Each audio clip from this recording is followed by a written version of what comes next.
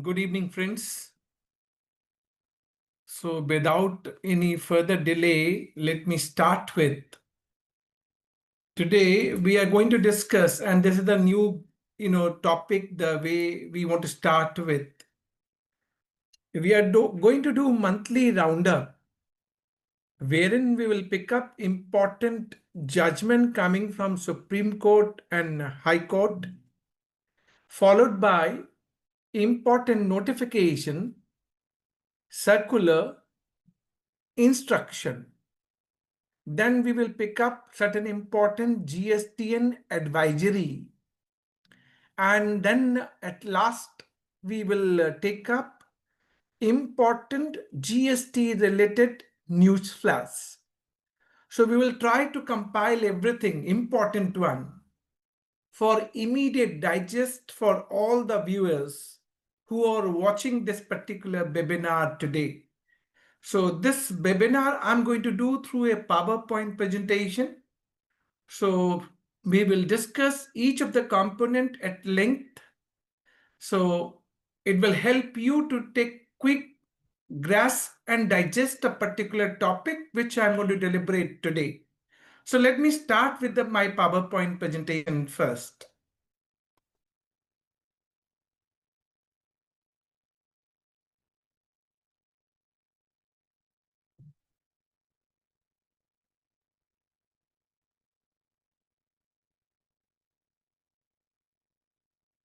So hope my PPT PowerPoint presentation slide is visible to all the viewers. If you can say yes in a chat box, it will help. Perfect. All right. So you can see that. So let me carry on now. So this is what the summary which I have said just a while ago, that we are going to discuss important GST judgment followed by notification, circular and instruction, then GST and advisory, and then at last GST important news update. Let's look at the judgment, important judgment, which is importantly for all of us, taxpayer, tax professionals, and the department. The first one, if you look at that, Supreme Court, Honorable Supreme Court, Apex Court has dismissed SLP filed by the Revenue against Allahabad High Court judgment. And what was the Allahabad High Court judgment? That Allahabad High Court has quashed confiscation of excess stock detected during inspection. So what department does? Department has initiated confiscation proceedings under Section 130 of CGST Act on the excess stock found at the time of inspection and search. Question to all of us would be, department coming for inspection and search, they are doing stock taking also. Let's say there is excess stock. Can it be confiscated under Section 130 of CGST Act? This was the issue before Allahabad High Court. Honorable Allahabad High Court has said you can't do confiscation under Section 130 for the excess stock found at the time of inspection or search. What you can do, you can initiate proceedings under Section 73 non-fraud or Section 74 fraud case. This was the judgment of Honorable Allahabad High Court, and they have quashed confiscation proceedings initiated by the GST department under Section 130 of CGST Act. But Revenue has filed SLP before Supreme Court, and Honorable Supreme Court has dismissed the SLP and saying that they are not inclined to interfere with the High Court judgment. So importantly, the crux is no confiscation under Section 130 for the excess stock found at the time of inspection or search. What at most department can do, they can only initiate proceedings under Section 73 or 74 of CGST Act. First judgment. Second judgment. Again, Honorable Apex Court, and these are coming in the last 2 months, which I'm referring to April and May. Honorable Supreme Court has dismissed another SLP filed by the Revenue against AP High Court judgment, which was pertaining to refund claim for ITC under inverted duty structure could not be denied for restriction imposed from a cutoff date. For e.g. understanding that under inverted duty structure, being a taxable person, if a rate of tax on input is higher, say 18%, as against rate on output, say 5%, then there would be accumulation of credit. And to that extent, we are entitled for getting refund under inverted duty structure. What refund is not permissible? Input service and capital goods.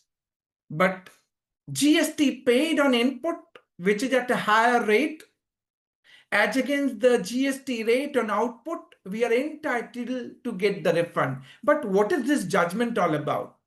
There was a particular product, edible oil.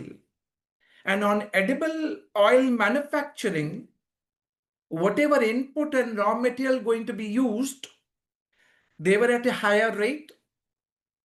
And for that, refund claim was supposed to be filed. But from 18 July 2022, please bear in your mind, 18 July 2022, this item was taken out from the IDS refund, inverted duty structure refund permissibility.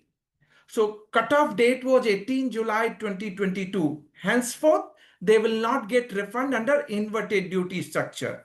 The issue before the court was, AP High Court was, prior to 18 July 2022, they were eligible. They got accumulated credit. Now this credit is permissible under inverted duty structure refund. They have filed refund only after 18 July 2022, but within 2 years from the relevant date. So you may say that refund was for the period, let's assume for December 2021, prior to 18 July 2022. But filed after 18 July 2022, say December 2022. Whether their refund can be denied only on this pretext that edible oil was excluded from the list of refund permissible for the inverted duty structure, and that too from 18 July 2022. It was refund for the December 21. That time it was eligible. Only refund claim was filed after 18 July 2022, but pertaining to December 21. So you can't deny such refund. That is not permissible. And what department did, department has issued a circular number 181, and that circular was saying, and that circular got issued on 10th of November 2022, and it was creating restriction. To that extent, this dispute was, litigation was, because refund claim was filed in December 2022, but pertaining to the period December 21, when it was permissible. So AP High Court has said, you can't deny the refund of ITC under inverted duty structure. For the region, it is restricted only from a cutoff date. So any input procured after 18 July 2022 for manufacturing of edible oil, and then you want to claim refund after 18 July 2022, then that refund would not be permissible. But prior period, December 21, refund claim filed in December 2022, it was pertaining to December 21, refund would be permissible. That was the AP High Court judgment. But Revenue filed the SLP before Supreme Court and that got dismissed. So AP High Court judgment, hold goods. Third judgment. We have seen day in, day out that e-credit ledger of a registered person is blocked, getting blocked by the GST department. As per Rule 86A,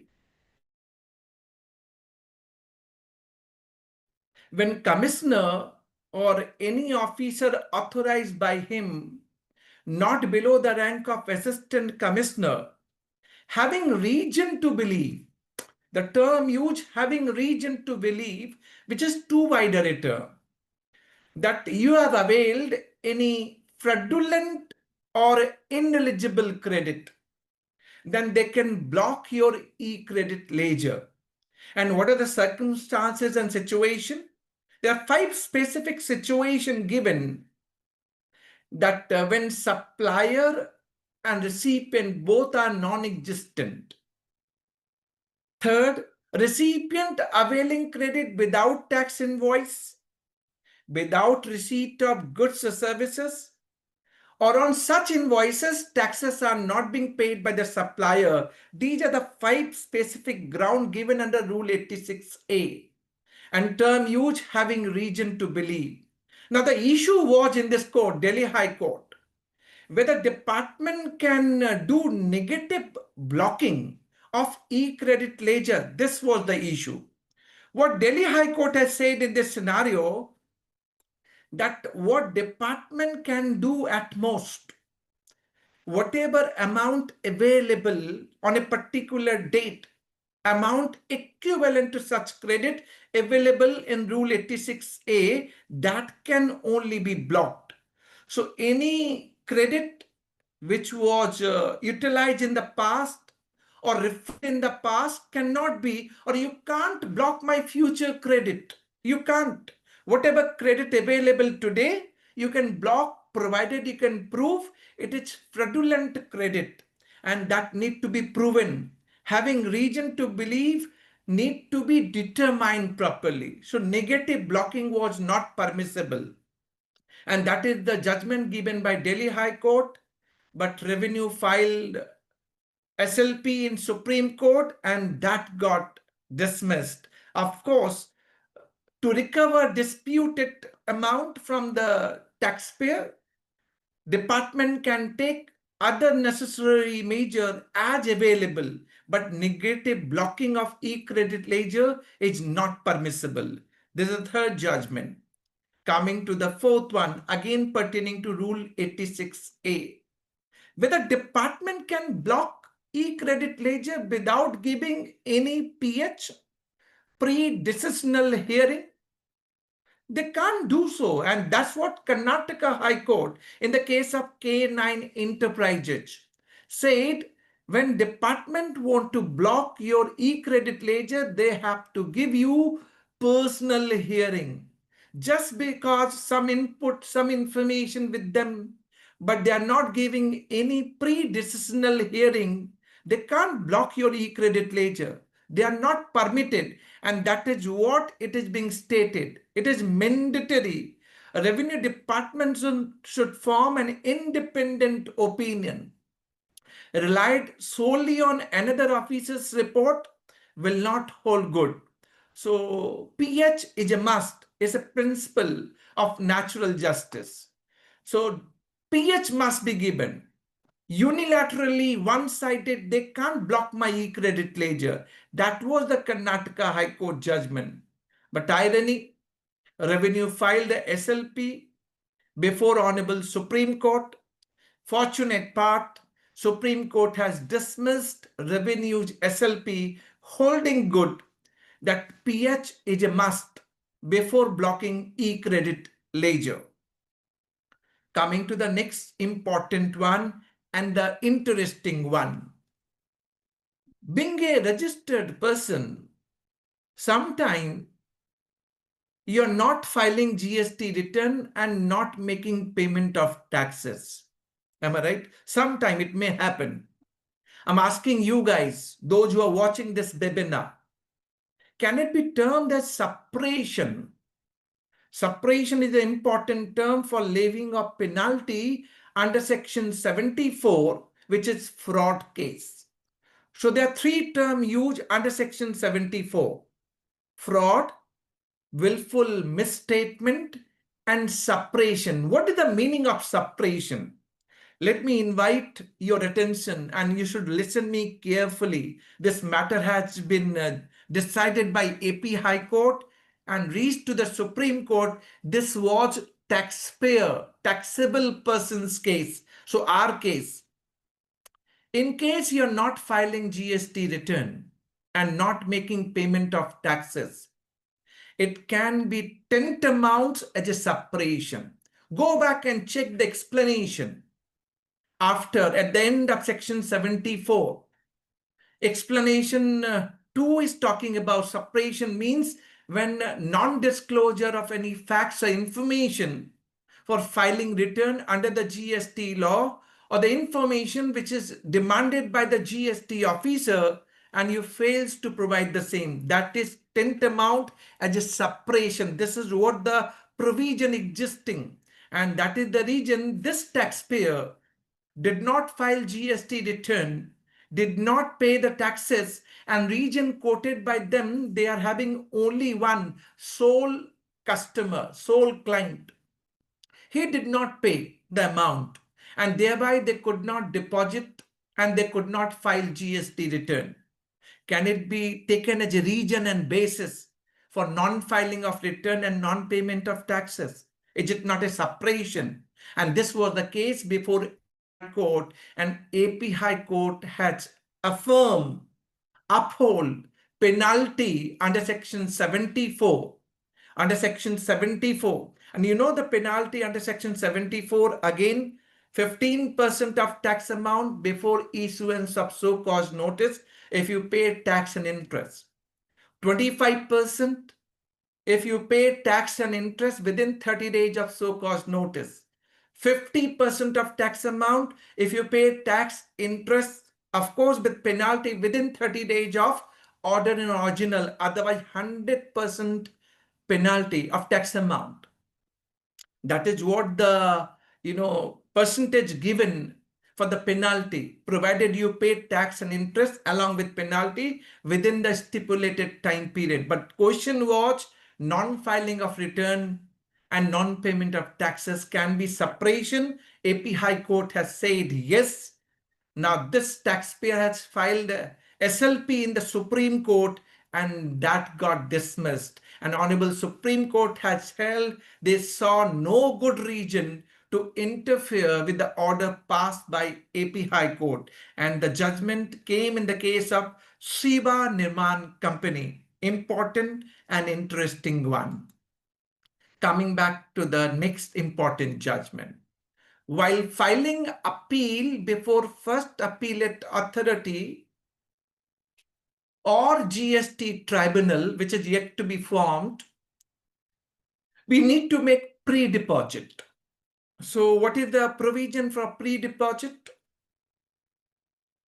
When you're filing first appeal before first appellate authority under Section 107, subsection 6, you need to first pay up your admitted tax liability, interest, any penalty and fees, then 10% of disputed tax you need to pay as a pre-deposit, subject to maximum of 40 crore.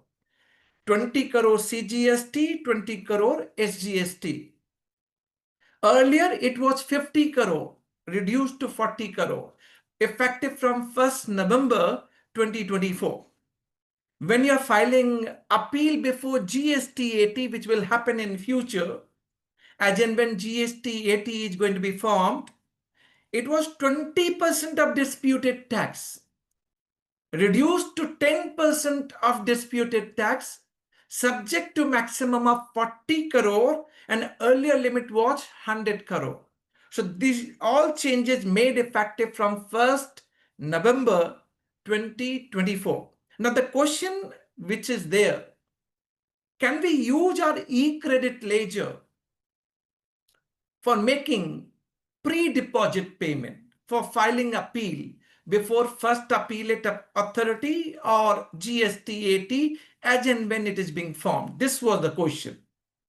Honorable Gujarat High Court has said, yes, we can use our own e-credit ledger for making payment of pre-deposit for filing appeal. And this is again the laudable judgment. So you can use your e-credit ledger, need not require to be paid through e-cash ledger. That was the Gujarat High Court judgment in the case of Yaso Industries. Revenue has filed SLP in the Supreme Court and that got dismissed. And in the judgment of Yaso Industries, they have relied CBIC circular number 172 dated 6 July 2022 and the judgment of Oasis Realty case. So this is interesting and laudable one. But one more point. Recently, Finance Act 2025 has substituted a proviso after section 107 subsection 6. Earlier, this proviso was talking about any penalty order under section 129 subsection 3. So eBay bill related violation, any penalty order passed. If you want to file appeal, you have to make pre-deposit of 25%. That was the provision existing before, but with the Finance Act 2025, it got completely substituted. So now proviso is having no reference of section 129 subsection 3. It is applicable for all penalty order with a penalty order passed under section 122 or 129. Of course, the threshold got reduced from 25% to 10% of pre-deposit, but applicable for all penalty order, and there is no upper limit. And just imagine and analyze. We have seen lot many so-called notices and order. Department is invoking 74 and invoking section 122 also, sometime leaving penalty on individual concerned who is a director, taxation manager. One of the case I'm recalling from Bombay High Court, the so-called notice was to the tune of 3,732 crore rupees. That was the amount. If this so-called notice, let's say, gets affirmed, then 10% pre-deposit would be 373 crore because there is no upper limit. As upper limit exists for the disputed tax, 10% of disputed tax subject to maximum of 40 crore, but here is no upper limit. And penalty pre-deposit to be paid compulsorily through e-cash ledger. Bombay High Court judgment which I'm referring to, fortunate part, that was quashed by Bombay High Court. The so-called notice was quashed. Revenue filed SLP in the Supreme Court against that judgment that was filed by the revenue that got dismissed by the apex court. So that is the fortunate. But Delhi High Court recently, in one of the penalty order under section 122 subsection 1A, they have said that penalty order can be passed against any person. So that is a different topic altogether. But it was in the context of pre-deposit. That's the reason I referred these provision. But this pre-deposit for disputed tax, this judgment can be paid through e-credit ledger, upholding the position of Gujarat High Court. Revenue filed the SLP that got dismissed. Coming back to the next important one. Supreme Court has issued interim order, not the final order, on far-reaching indirect tax cases, on time-bound adjudication. We have seen the department take a hell lot of time. And within time, they don't pass any order. Let's say if you have filed appeal, then your appeal order is pending for a long time. Though provision is talking about that they must pass the order within the possible time they can do so. But within the possible time they can do so, they are using to their advantage with no justified reason. And we have seen frequent scheduling of matters, issuance of numerous notices, and revenue department is taking the advantage, though it is statutory obligation on them to decide within the time-bound manner. And this matter has gone to Supreme Court. And Supreme Court has issued interim order before passing the final order. And Honorable Apex Court has directed, if any matter comes up before the tribunal or any other court, then that should be deferred until Supreme Court takes an appropriate decision in the matter. So this citation was GMR Airport Infrastructure Limited. Interestingly, yes, there should be time-bound, order to be passed by the department. They can't. Sometimes so-called notice issued 6 years back, 10 years back, they are passing the order today, whether that judgment is not void 10 years down the line. So we can always litigate such matter, and we are finding the relief also from the High Court and Supreme Court. Now coming back to one of the judgment from Delhi High Court, we are finding a lot of fraudulent ITC case are coming up before the different High Court. In one of the case before Delhi High Court, in the case of Mahesh Fabrionics Private Limited, there was a case of disputed credit ITC. Petitioner was saying that their reply was not considered, no PH was given, but Honorable Court has taken a cognizance of SSC's reply, director's statement, and that is clearly revealing that there was fraudulent ITC.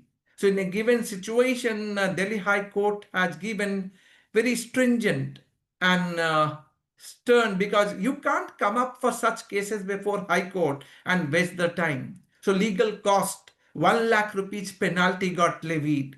So we have to be careful while moving any such case before the High Court. And recent time I've seen Honorable Delhi High Court on fraudulent ITC. It's very, very critical, and they're looking into the cases, and we have to be careful whenever we are going. We have to make sure that our case exists.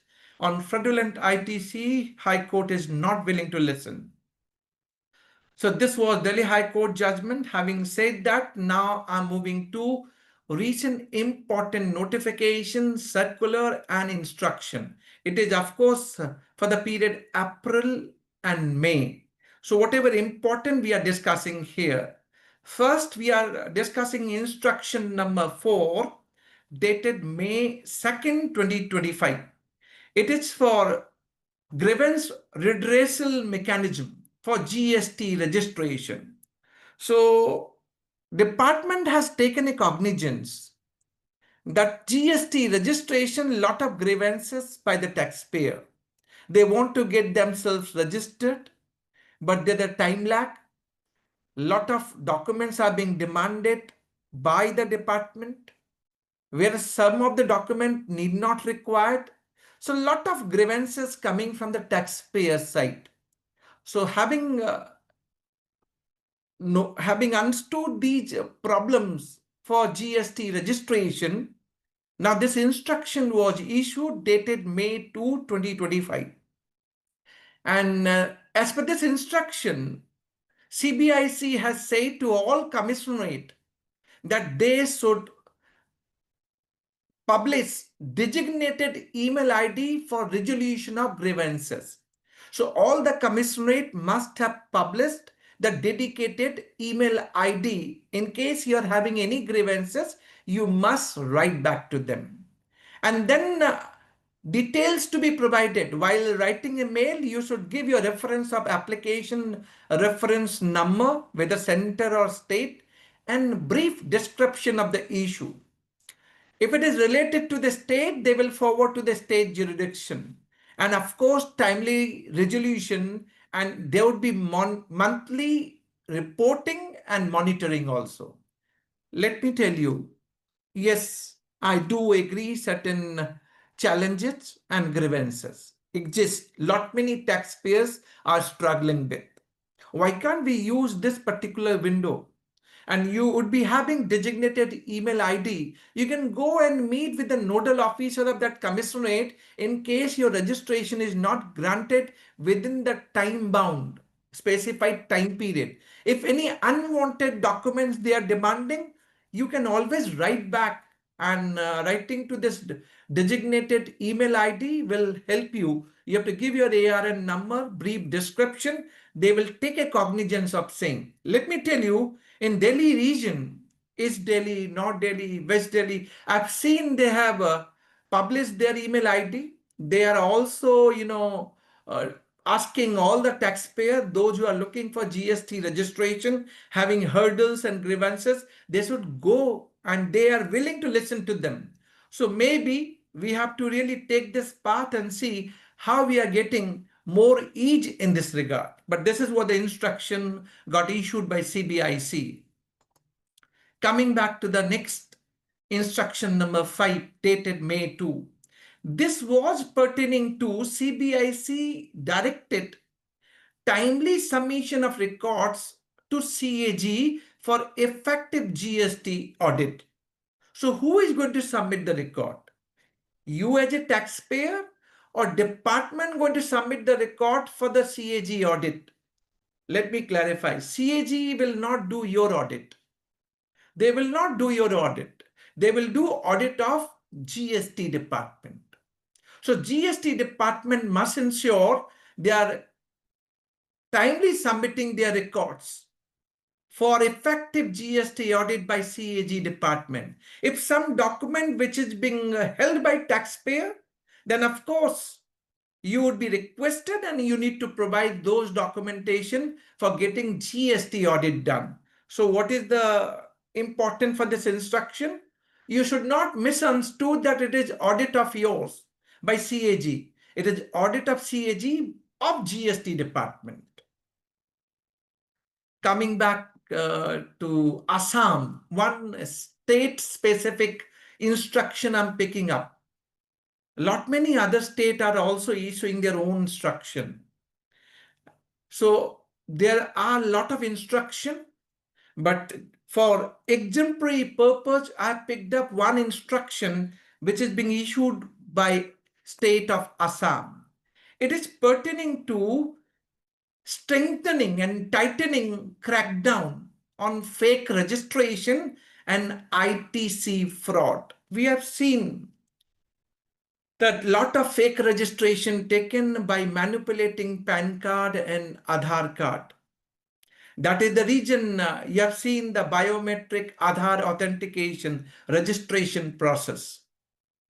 And to done away the ITC fraud and to create certain kind of corrective measure, each of the state are taking their measures. Of course, CBIC instructing. Now, this particular instruction of Assam, and you will find similar kind of instruction from other state also, that they are verifying your mandatory field verification of suspicious registration. They are cross-checking from the back end. Strict action against the non-genuine taxpayer. Identification of ITC beneficiaries and recovery. Vigilance against bill of trading and malpractices. Continuous coordination and escalation. They are taking all these measures by doing the back-end work to ensure that there are genuine player in the supply chain. If anyone who has taken fake registration involved in supply of goods or services with the fraud ITC, they are taking the corrective measure.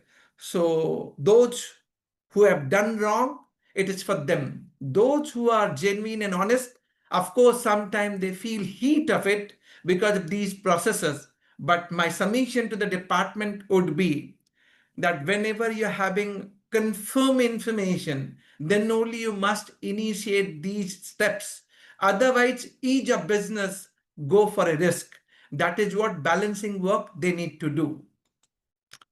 Coming back to recent GSTN advisory updates, what are recent GSTN advisory updates. The first one, you know that we started with 68,000, of course, 68,000 registered person, July 1, 2017. And we are having around 1.45 crore registered person as on date. GST at the rate 8 years of GST. So these are the numbers. Our GST collection was around 89,000 crore per month, 89,000 crore per month in the beginning, now which is on an average more than 2 lakh crore rupees per month. Highest ever collection they have got in April month, April 2025, 2.37 lakh crore rupees, highest ever since introduction of GST. So we have created a table for you. You can see this table and what all consists of 2.37 lakh crore rupees of April. Just look at the numbers. Domestic, gross domestic revenue. There's the difference between gross and net. I will tell you what is the difference of gross and net.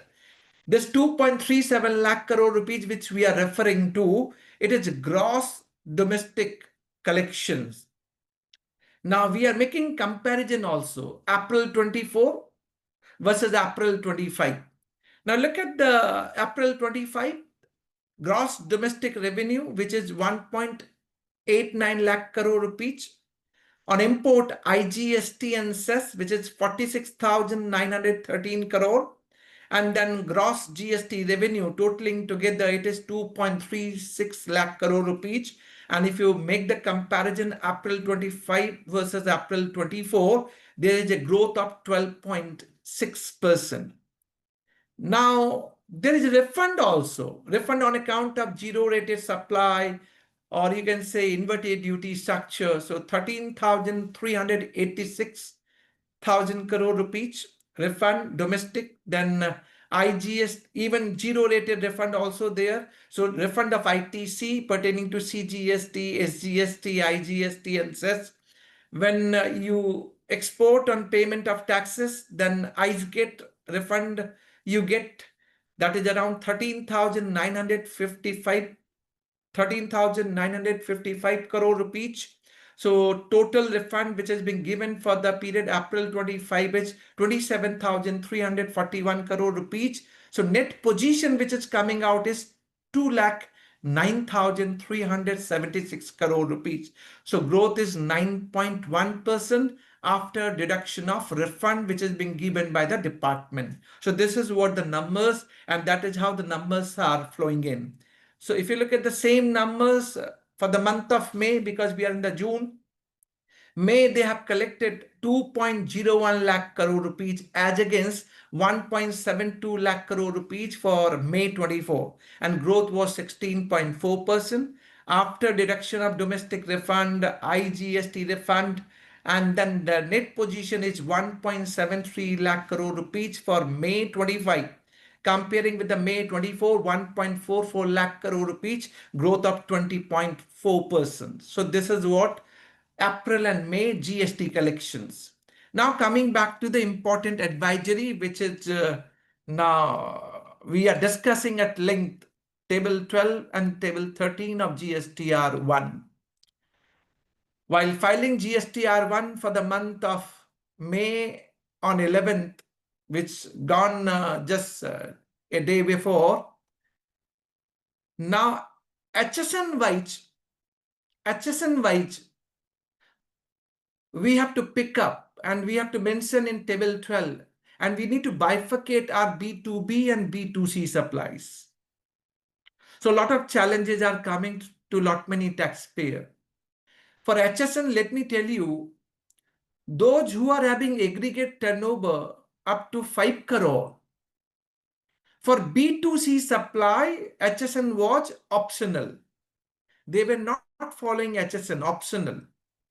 4-digit HSN was compulsory only for B2B supply, those who are having aggregate turnover up to 5 crore.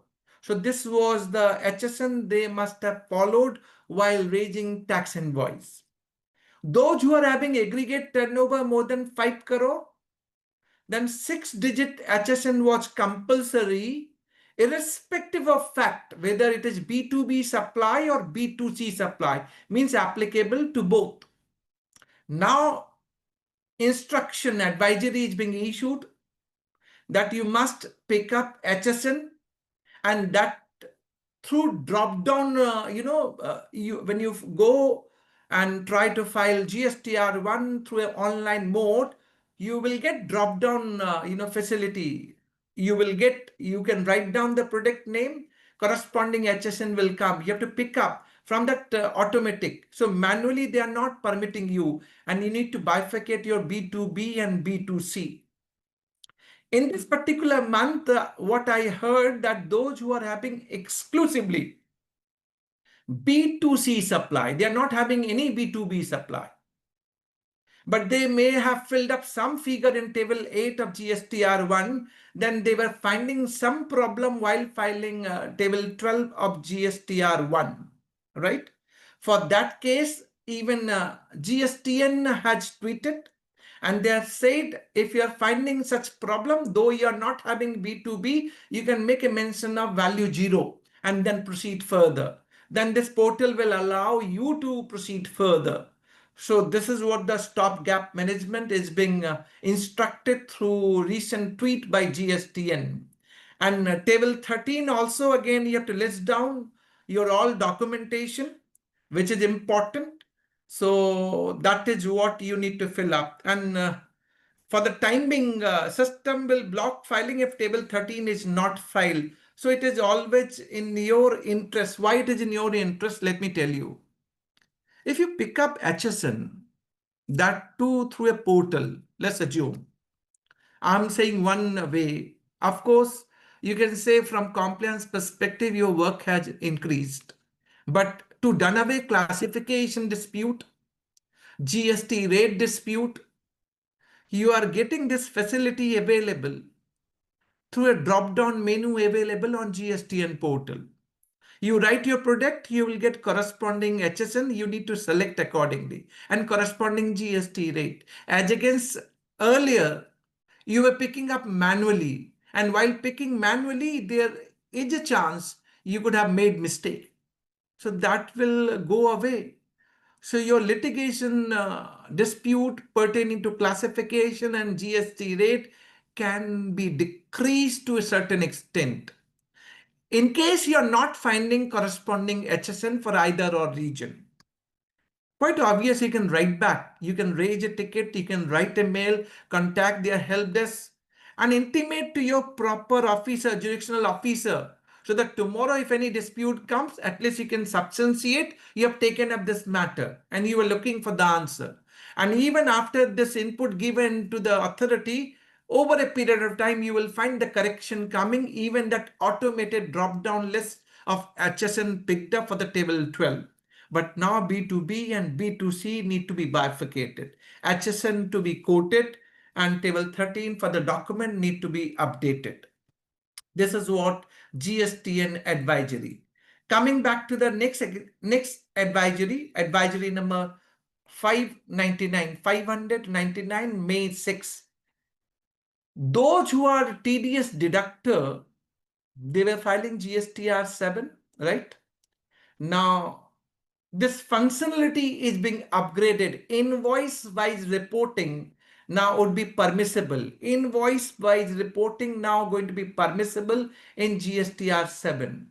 So what happened? TDS deductor deducting TDS. He will pick up invoice-wise, and that is correspondingly getting matched, because whatever TDS get deducted by the TDS deductor, that gets credited to your e-cash ledger, right? And when it is reported invoice-wise, it is cross-checked and verified.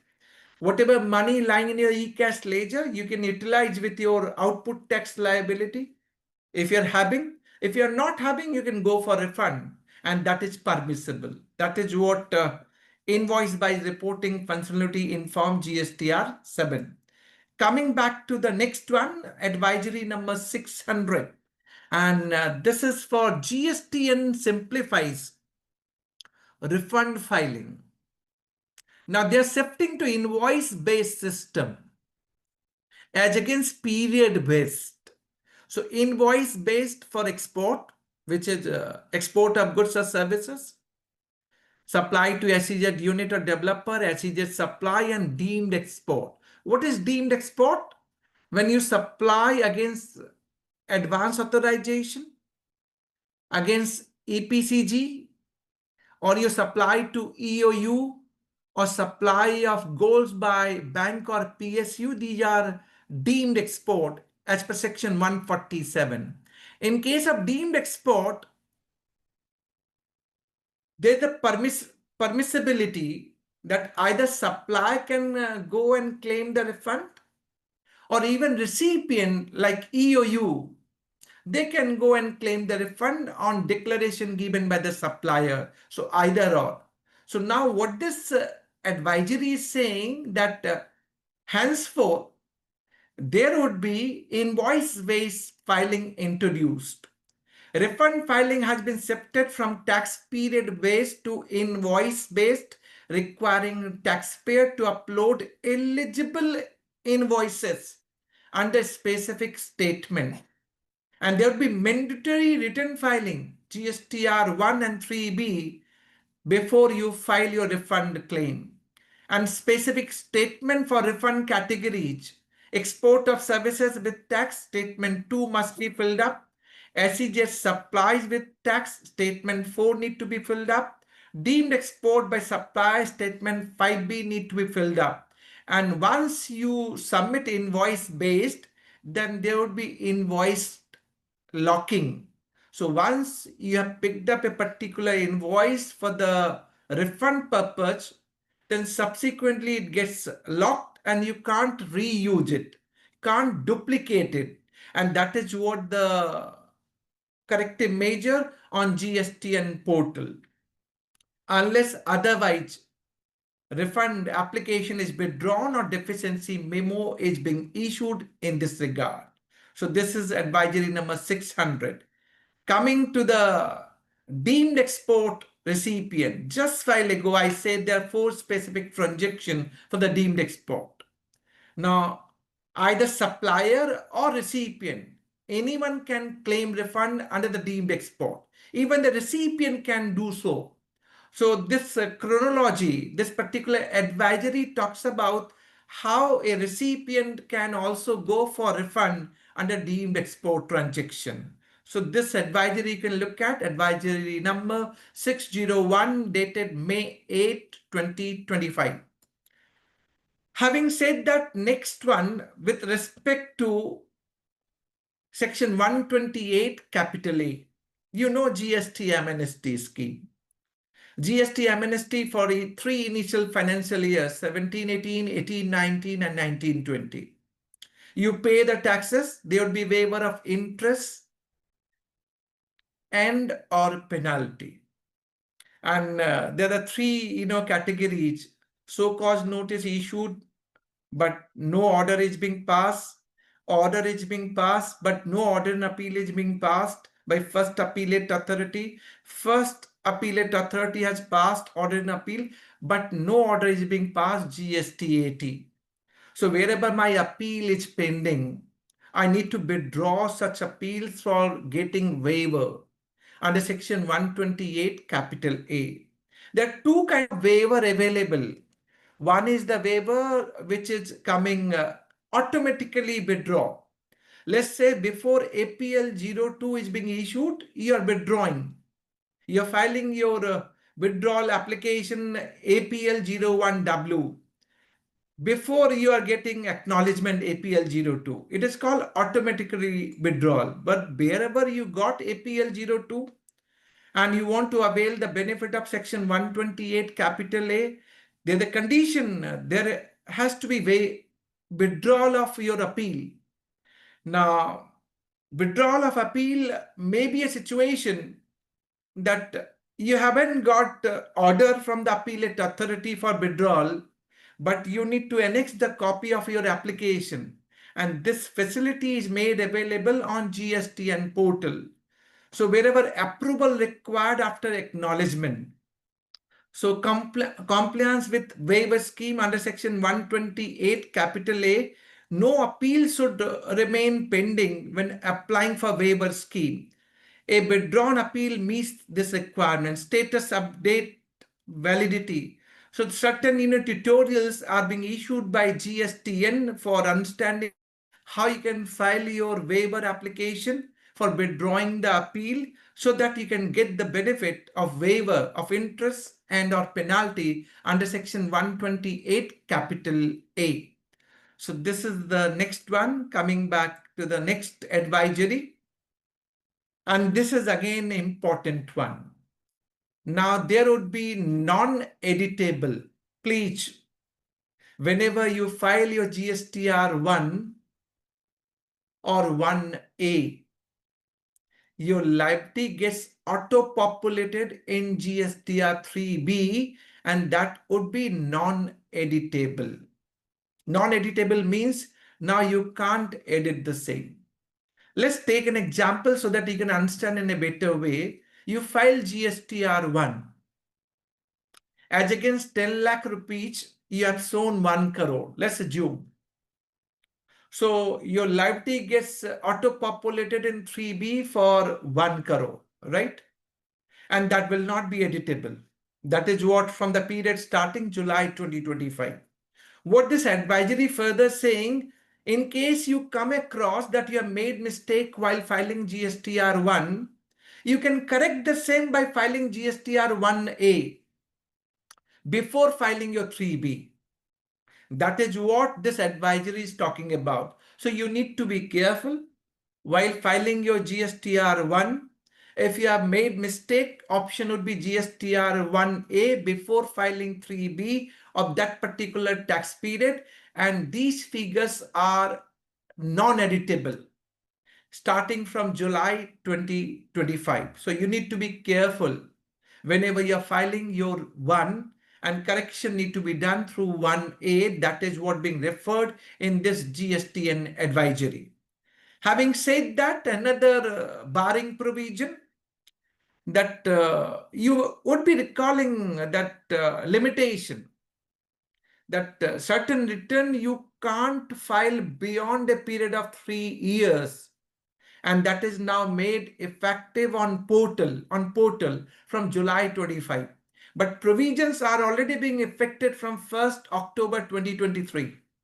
Provisions are already being made from 1st October 2023. Now portal is now making this effective on GSTN portal.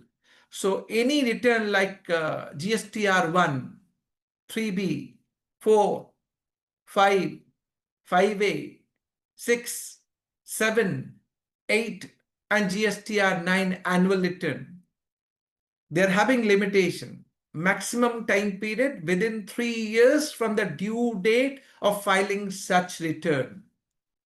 So beyond that, you will not be able to file. And this is now being made portal enforcement. Portal is now made and effective from July 2025.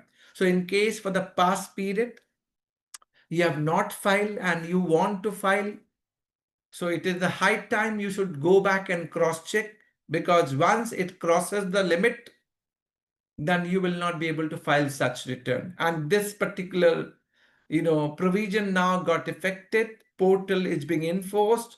So that is what you need to reconcile, and you have to check if something of the past period you need to file, you can file, but beyond 3 years period will not be permissible. So this is what again effective from July 2025. Having said that, certain important news update, last bucket. So let's listen those changes. First one, now Delhi is being under BJP, and Honorable Delhi Chief Minister Madam Rekha Gupta ji, she is advocating now faceless GST system. And there is 80,000 crore rupee GST dues. So she is working on this dues.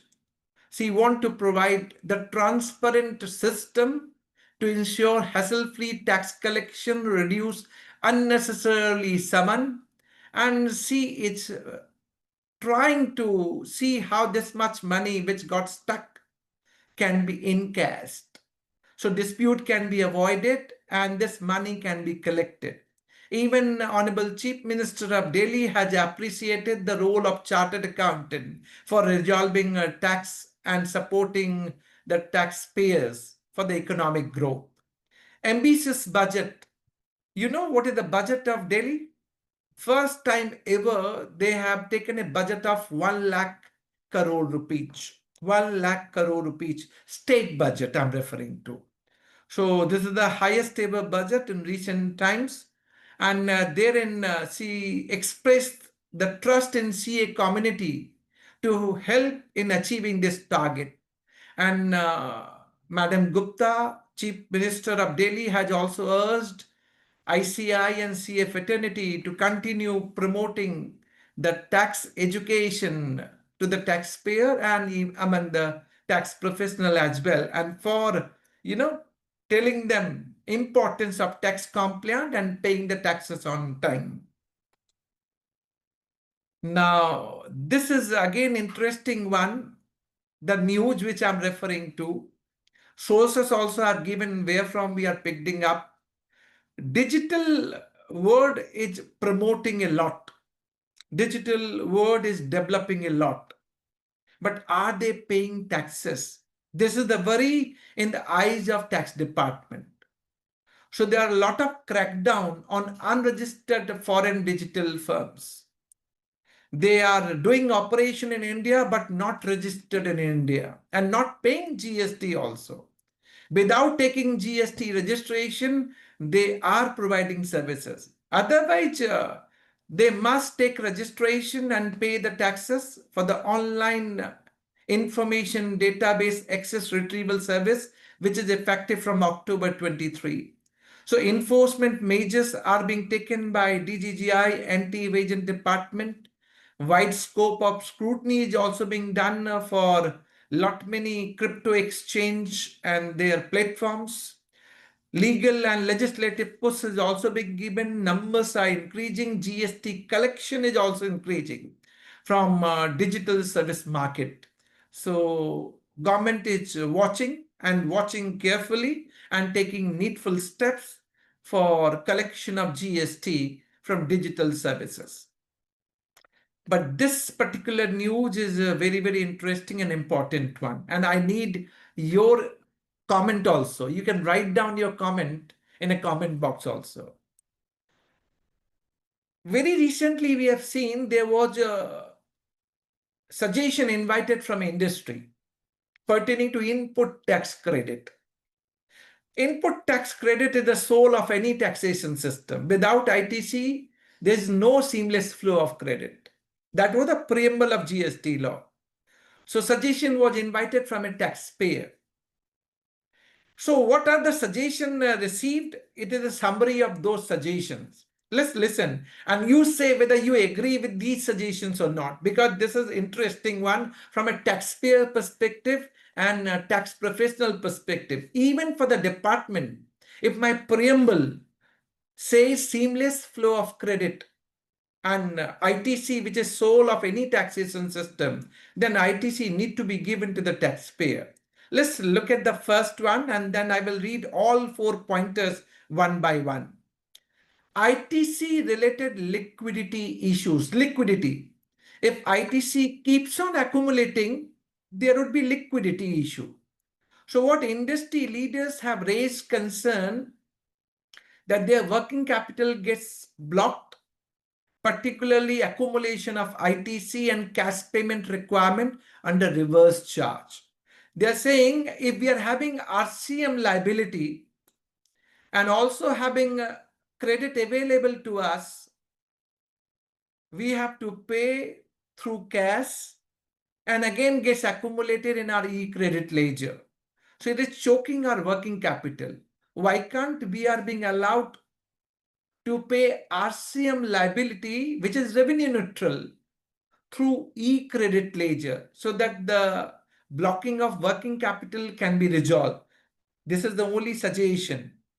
Maybe GST Council has to look into, and they need to decide what could be the right way. Of course, each of, working capital in the hands of businessmen, taxpayer is important for running the business and each of business. But to what extent they can do?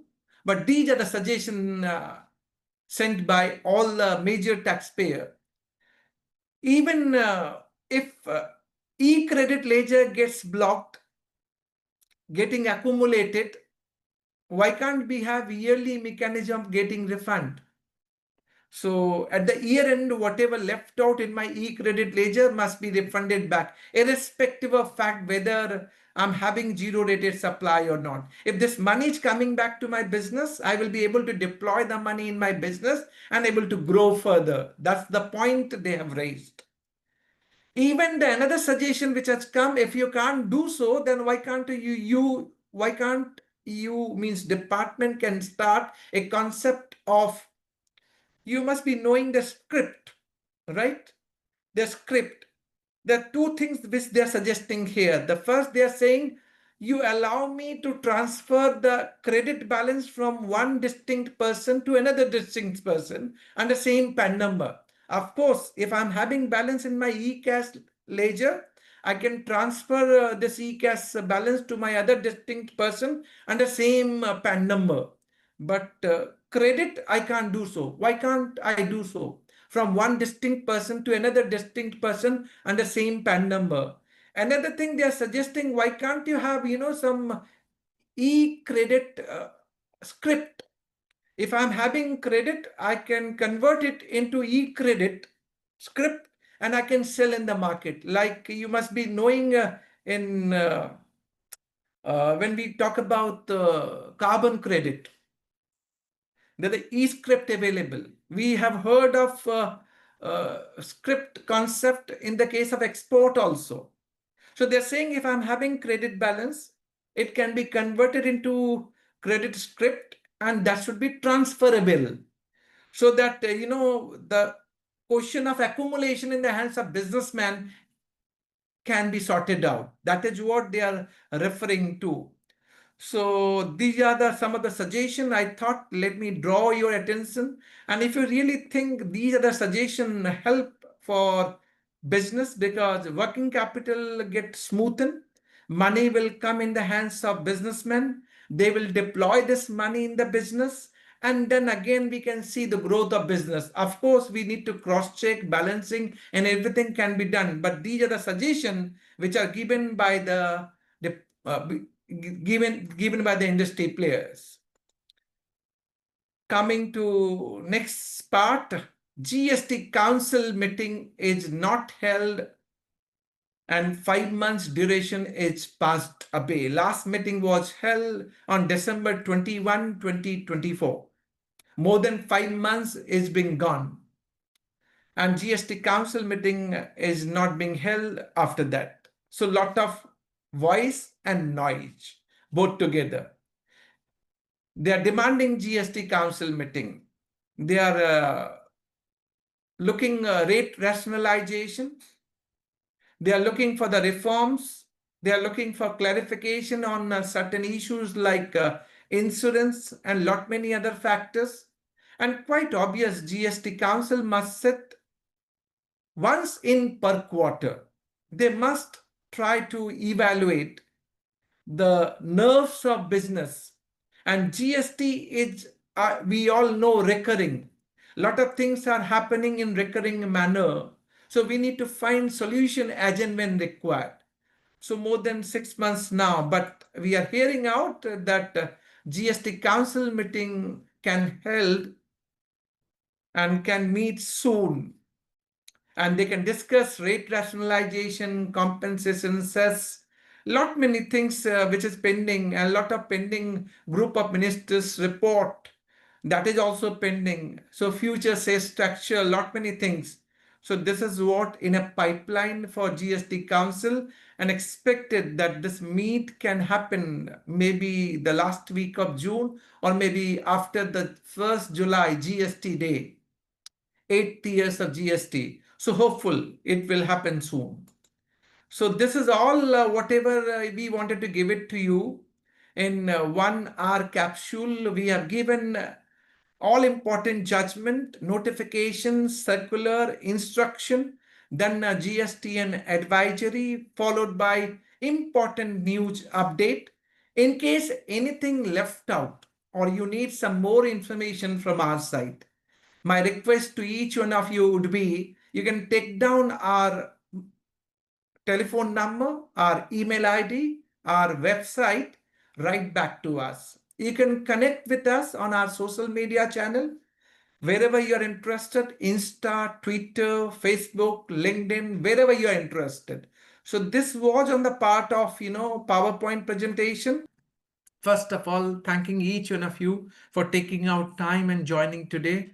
We are also trying our best. I given the email ID and the contact details on my PPT. So you can write down your questions. We will try to reply your queries in best possible manner, quickest possible manner. And most important, stay tuned. Many things we are trying from our side. And of course, we are trying, we can say we are walk the talk. And I always say, sabka saath, sabka vikas, sabka prayas. So that's what we are doing from our side. Wishing each one of you and thank you once again for taking out your time. And this monthly roundup will continue in coming month as well. You need to subscribe to YouTube, our YouTube channel, for getting immediate notification, for getting registration, and then watching these kind of update as and when posted. Many videos we are posting on YouTube. So once you are subscribed, you will be notified automatically. I'm only saying for the benefit, because once you are subscribed, you will be notified. That is the advantage to you. And I hope you have enjoyed today's monthly roundup. Thanks once again. Thank you very much.